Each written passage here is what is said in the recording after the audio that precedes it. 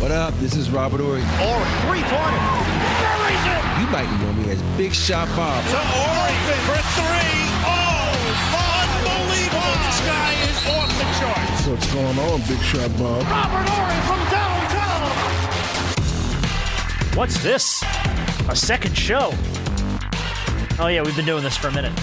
This is the Shoot Around, our second show of the week here with the Big Shot Bob podcast. B-Dog, Brandon Harper, I'm Rob Jenners. That, of course, seven-time NBA champion, Rockets legend, Lakers legend, Spurs participant, Robert Ory. How are you? By the way, anytime you talk about the Spurs on this show, I don't know what it is, but I will inevitably get kickback from Spurs fans. We didn't like him anyway. And I'm like, he's not saying anything bad about the team at all. Like, you were very cordial about your relationship on the Spurs, that it took you time to figure those guys out. But, man, Spurs fans get so fired up about you, and I don't get it. Because they view me as a Laker. I do Laker TV. I was on loan for 5 years for them. It was just real. Even when I was there, they felt like I was a spy. And then the only time they felt like you were a spy. Like you were calling the Lakers and being like, yo, here's how they run that play. Here's Pop's playbook. Like, yeah, they felt good one time for me, and that was game 5. When you hit that shot. Yeah. That's like the only time they ever loved me. I don't get it. But, you know, it is. I had a good time in San Antonio. I love those guys. You got 2 rings with them, man. Yeah, I'm happy for Tony going into the Hall of Fame. Yeah, you know, congratulations to Tony. Happy for Pop. You know, so that, you know, it's a great organization. So. No, it is. Man, something about Spurs fans. But, you know, here's the thing. I know what it is. It's everybody got mad when I was on ESPN, and I said Dream was 10 times better than Tim Duncan. After that, everybody thought I just said Tim Duncan was the worst player ever. They came for you. They came for you. I'm like, I said, you got to understand the love that I have for Dream is like, this is the guy who took me under his wing. Of course, he's going to be magnified more than Tim, who a guy I had to battle so much against and with. So it's like, this is my mentor. This guy, I never wore Tim Duncan shoes. I wore Dream shoes growing up. You know, well, so that's a different type of love there. We could skip ahead then, because that's one of the questions or one of the topics in this week's shoot around was the shoes that you wore. Yeah. Here's why. Did you hear the Lonzo Ball stuff? Mm-mm. So the story is coming out now. The Chicago Bulls are reportedly privately in belief that he might not play again. And Ball's first team, who was, of course, the Los Angeles Lakers, have a theory that it was his shoes, the Big Baller brand shoes, the Zo2s, whatever they were, that caused his injuries to begin with. It was an article in ESPN by Ramona Shelburne and Paula Levine in 2019. He confirmed the Lakers were concerned about his shoes. And in an interview a few years later on Josh Hart's podcast, he revealed the shoes were never ready, and he had to change them every quarter. This is a quote from Lonzo Ball. The Zo2s I was playing in, they were not ready. I had to switch them out every quarter, or they would just rip. He ditched the shoes in the 2019 season. He's worn Kobe's ever since. But if that legitimately caused all this injury that he's facing right now, like, damn, you did it to yourself almost. Man, let me just say this. I don't believe that, because we used to play in our socks. We used to play in we used to call them boats, the little ones, penny loafers. We played in everything when we were growing up. And he was young at the time, so your body can adapt. So I just think some people are just, you know, bad luck guys. You know, I think him and what's the guy that used to play in Portland that never Brandon Roy. Brendan Roy. Certain guys just, you get injuries and they just happen to you. But I don't think it was the shoes. Got to be the shoes, man. What did you wear growing up? You just said you wore Dreams? I wore Etonics. My cousin Henry, who's he gave me a pair of Etonics, and I used to wear those until I wore a hole in the bottom of them. And my mom said, "You can't wear those anymore." I was so disappointed that I wore those shoes out because they were so comfortable. And then I moved on to, when I college, I wore Reeboks, and then in pros, I wore Nike. You wore Nike. Okay. Was it anybody's brand? Was it Jordan's, or was it just Nike? No, it was weird. Back then, you wouldn't be caught dead wearing another player's shoes when they was actually still active. You're like, Jordan shoes? Oh, hell no. My favorite shoes were these called Air Pounds. I had those, and it was weird because they were white and black, and that's the only color they made. So guys in the league were like, man, where you get those shoes from? Those look comfortable. I said, oh, this is my shoe. I would lie to him. Oh, this is my shoe. Coming out. These are big shots. These are big shots. Yeah. This is my shoe. That would be a good shoe brand, though. Big shots. Mm-hmm. I like get a Nike shoe brand with big shots. Have y'all seen AR's shoe? No. You know, he has. Oh yeah, I have seen him. He has like the scope on the side. Oh no, I haven't seen that. Yeah. Mm-hmm. That's cool. But it seems like everybody got a damn shoe now, though. Everybody's got a shoe. Yeah. One thing I was always upset when Jordan left the league, he had a lot of guys in his shoe. I'm like, dude, I was a dunker at the time too, right? I'm like, there are dudes that got your shoe that you paying these dudes, they ain't won shit. They ain't better than me. I'm like, why can't I get a damn Jordan brand? Give me a shoe deal, man. Damn. Give me a shoe. Something. Let me get some of that loot. Because the Jordan brand guys, they still treat them good to this day. They send them gear. I can call Nike up and I get, hello? I get hung up on. We'll transfer you. Please hold. Click. Yeah. What? All right, this came up on social media this week. I wanted to ask you this question because I thought it was pretty funny. I don't remember whose feed it popped up on, but someone had posted something. What moment in sports would have broken the internet before social media was a thing? And the responses were all over the place. Someone had brought up AI stealing Game 1 from the Lakers in the 2001 finals. Magic Johnson's announcement when he had AIDS. That was obviously in the early 90s. Malice at the Palace. I didn't realize that was kind of pre-social media, but it was. And we lost Harp just like that. Mm-hmm. Mm-hmm. But yeah, what moment, sports moment, would you have loved to see play out maybe on social media before social media? I can give you mine if you want mine. I think Magic's announcement. See, that's kind of scary for me. Yeah. Because the social media is relentlessly, I don't want to say, well, yeah, it's mean. Yeah. They're relentlessly mean, and everything becomes a joke. Yeah. And I feel like they would have just burned him to the ground. They'd have did so many jokes. Oh, it would have been so bad. You think about what Winning Time is about to get into that moment. Yep. And so you think about when Magic announced that he's retiring from basketball due to AIDS. You think about it, that was all over the media anyway. Everywhere. Yeah. So when he announced that, because, you got those mean people who came out with jokes. And it would have been everywhere. So it would have been everywhere. Yeah. Harp, do you have one? Did you hear the question or no? I did not. Well, I think I went out for a second and came back in. But you came back. A sports moment that was before social media that would have been cool to have play out on social media. That would have broke the internet. Oh, that would have broke the internet. I 100% know mine. I think the Dennis Rodman stuff when he went to Vegas and Mike and Phil were trying to figure out how to get him back. That's pretty funny. Yeah, I think pretty funny. I think, that whole thing played out in The Last Dance is kind of like, could you imagine what social media would have been? People taking pictures of him and posting a Dennis Rodman sighting. Yeah. Yeah. That would have been funny. Mine, hands down, Mike Tyson biting Evander Holyfield's ear off.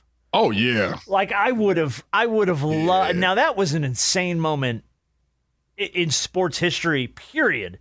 To see that play out on social media, I think the memes would have been off the charts. Yeah. Just off the we would have been laughing about it we still it's terrible it happened to Evander, but we still laugh about it. Another one, Malice in the Palace. Yeah, that was on the list. Yeah, Malice, that came up. Oh, okay, yeah, I must have fell out. That was somebody had mentioned the Malice in the Palace. But yeah, and I didn't realize that Malice in the Palace was kind of just on the precipice before social media. What's that, 04? It was like 04, 05, and I think Facebook started to really blow up in 2007. Yeah. So it was just before it. That's why I was like, Malice the Palace. George's retirement too. Who? Jordan's retirement? Jordan. Jordan leaving, going to play baseball, and then coming back. And that was, again, huge media story. But to see it play out on social, who knows, man? What about the OJ chase? Holy cow. I got news for you. That still plays out on social media.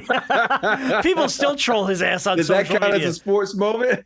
Yeah. I'll count it. I would have. Because they cut our game 3 out. I am so whatever enamored with that story. Because of the fact that, again, I told you this. We stood at the bar at the hotel and watched them put the NBA Finals in the lower corner of the screen. Y'all are playing the Knicks in the NBA Finals, and you got trumped by the OJ trial, by the OJ chase. Wild. This question came through us from Tony on Twitter. Please ask Rob, how was Taylor Swift's show last week? Even though I'm not a fan, I've heard she puts on a really good show. And did you run into anybody famous? Apparently, there were a lot of freaking famous people at this. It was a lot of famous. I had some famous people asking me if they could get tickets. I'm like, dude, I'm rolling my cup to Sherco. So I'm like, hey, I ain't got nothing. But it was fun. She put on a really good show. I knew like 3 or 4 songs. So it was fun. I didn't see anybody. Did I see anybody famous? I didn't see anybody. You didn't run it. All I saw for the last like 3-4 days was pictures of famous people at freaking. Because they were on the floor. I was in a suite. I was being bougie. Hey, wait a minute. Wait. I'd much rather be in the suite than on the floor. I don't need to be down there.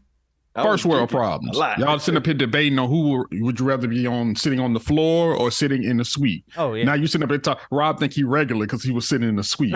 You ain't regular. You sitting in the suite, bro. He said he was being bougie.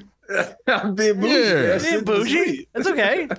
I'll take it. If he was sitting on the floor with everybody else, he'd be with the famous people. He'd be extra bougie. So either way it goes, he's trying to make it sound normal when Super it's bougie. not. The other question that he had was, have you ever been dragged to something you didn't want to go to, like a movie or a concert, or that you actually ended up enjoying? Taylor Swift concert. A Taylor Swift concert was the thing. Yeah, because my wife and stepdaughter, they really wanted to go, and so I went. I had a good time, but it's all about the company you have. You know, the people you go with, they make it enjoyable.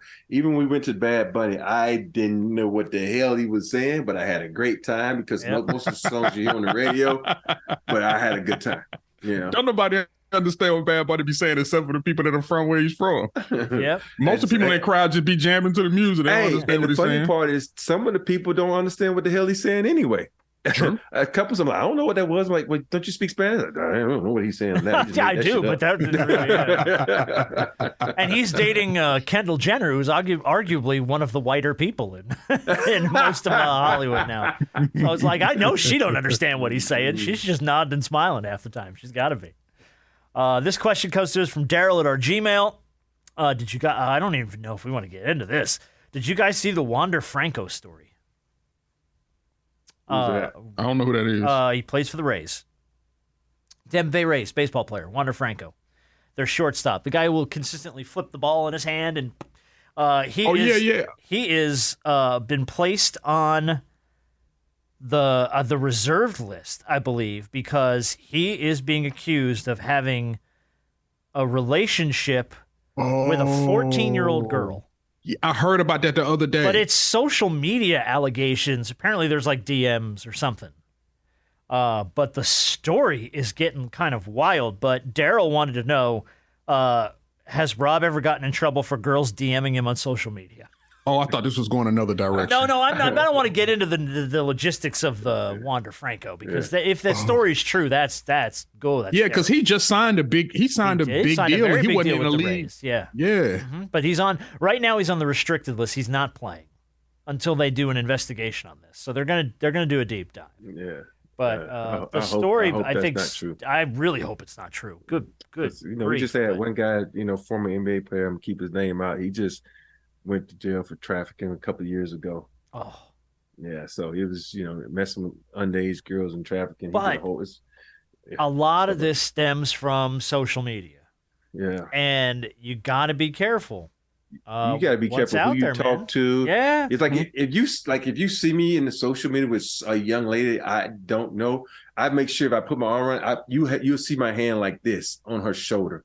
Because I don't want her to say, oh, he grabbed me in the picture or something. I always close my fist or I just put my arm back and don't touch them.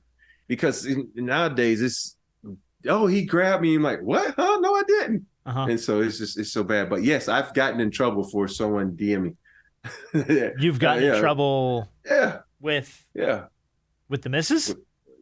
Oh. but it was someone from my past that just said, "Hey, Robert, how you doing?" And she wanted to know who it was, and I told her who she was, and I'm like, I'm not keeping any secrets. And she was like, "Well, you want like, I don't know, like, look, I didn't even answer back. It just said, 'Hey, how you doing?' And I didn't answer back. I ain't stupid. I'm not opening up Pandora's box for anybody." No, yeah, you don't answer that DM. You don't answer. Do you it have used to happen more on Facebook though, because people. Oh yeah. Yeah. So, but now it don't happen. Do you have like fans and stuff that'll DM you too? Like, does that come up a lot or? I'm pretty sure it does. Yeah, I'm sure. I have people. I have more requests to do their podcast. Hey, I got a podcast. Can you do my podcast and this and that? So, yeah. But it's sometimes I get someone that for you. Yeah, I get that for you. I will talk to someone if they say, like, if they kind of, like, I had a guy go at me one time about something about when I got thrown out of the game, and I had a whole conversation with him. No, I got thrown out of my son's game. Yeah, that's right. Oh yeah. No, that was a high school game. Oh, that was a high school game you got bounced from. Why did I think that was the Harvard? That was the Harvard Westlake. Oh game. yeah. And that's I'm getting you and Perk confused. Yeah, and I sat down. I said, "Do you know what I would do?" I asked him, "Do you know what I said?" He says, "No." I said, "So how do you know I was in the wrong?" He says, "Because you got tossed." I said, "This is what I said." I said, and I told him, I said, "So you trying to say you've never said?" I've never said that to a ref. I said, "Invite me to all your games and your kids' games. I'm gonna sit by you. I guarantee you." I said, if you don't say anything, that means your son doesn't play. And you ain't got shit to say. Because your son's riding the pine. That's why you ain't saying nothing. He's riding the pine. Yeah. That's funny. Did you see Peyton Manning's in the news this week for a very weird and surprising reason? But he's teaching a class at Tennessee. Obviously, Peyton Manning graduated from Tennessee. He's going to be joining the College of Communication and Information as a professor of practice starting in fall 2023. He's going to join select classes during the academic year as an expert, and the university said bringing significant industry experience to the classroom. So Alabama calls. They want you to teach a class. What class would you teach?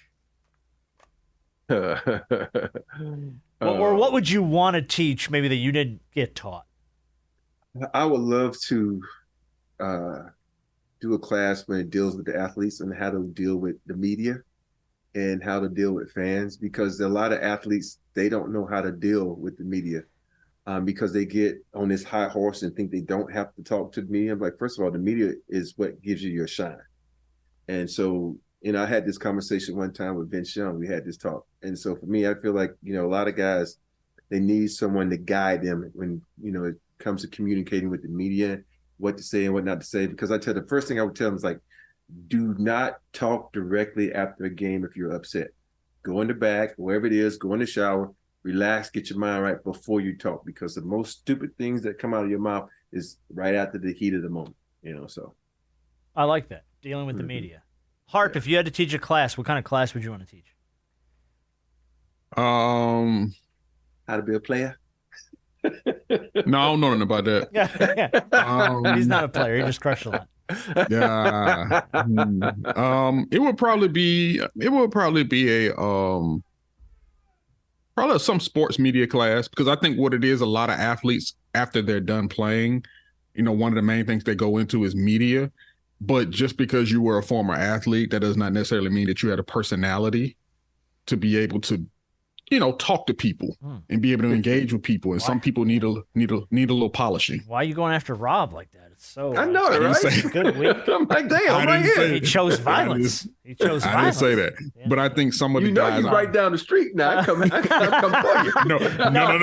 You got Bay Area B-Dog, man. Stay away from Bay Area B-Dog. You don't want it. No, number one, no, you are not right down the street. I can fly back and forth, and you still won't be able to get to me. Hey, it's a 45-minute flight, man. Get to San Fran real quick. All right. But no, it would probably be it would do that. I mean, you can't give anybody personality. Either you have it or you don't. But I know what you're saying. Yeah, I know what you're saying. Yeah, some of them guys can, just because they know and they play, that doesn't mean they have the personality to be able to stand out. Yeah. So you can kind of polish that a little bit. I don't know why high schools and colleges don't teach like basic finance. Not like I don't need like business acumen and all that shit. No, like basic finance. Here's how to like do a budget. Here's how to like make sure you got enough money to pay your bills. Right. stuff like that just like I had to always teach our boys that stuff when they got on and got jobs and bank accounts and all that stuff. And they're like, well, how do I know if I have enough money for this? And I'm like, well, here, you do a budget. Oh, no one ever showed me how to do a budget. Well, I'm showing you now how to do a budget. But they don't, It's for funny some you reason, say they that. don't teach that shit. It's weird when during the pandemic, when I finished my degree, we talked about all that. I mean, we had that in the class. You only get that when you're a senior. Like my Really? last class I had, we talked about finances. We talked about buying a home. It was Yeah, weird stuff because like that. That's Yeah. stuff that no one ever teaches you. And I was like, oh shit, I know. I know all this shit because I've experienced it. And that's what they always say. Experience is the best teacher. And that's what happened. I'm like, that what made it so much easier for me to graduate because everything they was teach me, I had already experienced when it comes to stuff like that. I'm like, okay, that was just cool. So yeah. But I had this really good teacher in the 7th grade, Mr. Lewis, God rest his soul. He was teaching us how to do taxes in the 7th grade. And I was telling Candace this, and she was like, what? I said, yeah, he sat down. He gave us all like a job. I mean, this is how much we make. And he made us do taxes. A lot of kids was confused. For me, it was like, it's math, dude. I'm like, this is this is my wheelhouse. And so I was pretty good at it. And she was like, nobody ever, it's something they don't go over. They don't do that anymore. Taxes is another element of that. It's something that no one ever teaches you until you get kicked in the shin by the federal government. And you're like, what do you mean I owe you this much money? How do I owe you this much money? And they're like, oh, well, you made money. Like, right, I made the money. Why do I got to pay? Oh, okay, taxes. Then you take taxes out. Now I got to pay taxes. I got to pay taxes? extra tax on the tax. Like, And then taxes, when you die, I got to pay. My kids got to pay taxes on the money you already taxed 3 times. You got your hand in my pocket 4 different times. We should have been married at least once. I mean, damn, the amount of money you take out of my pocket. I gave you a reach around, huh? No, the government's never kind enough to do that. No. They stand you up. They take your money, then they leave you. That's what they do, bastards. All right, I want to play one piece of audio, then we'll close the shit around this week. Audio of the week for me. It's tough when you have a nail-biting tiebreaker of a tennis match going on. And in the middle of the tennis match, music starts. I don't know who the DJ was at this place, but he gonna get fired. Listen to the song that comes on in the middle of the tennis match. Oh, wow. Cotton Eye Joe just came on mid-rally.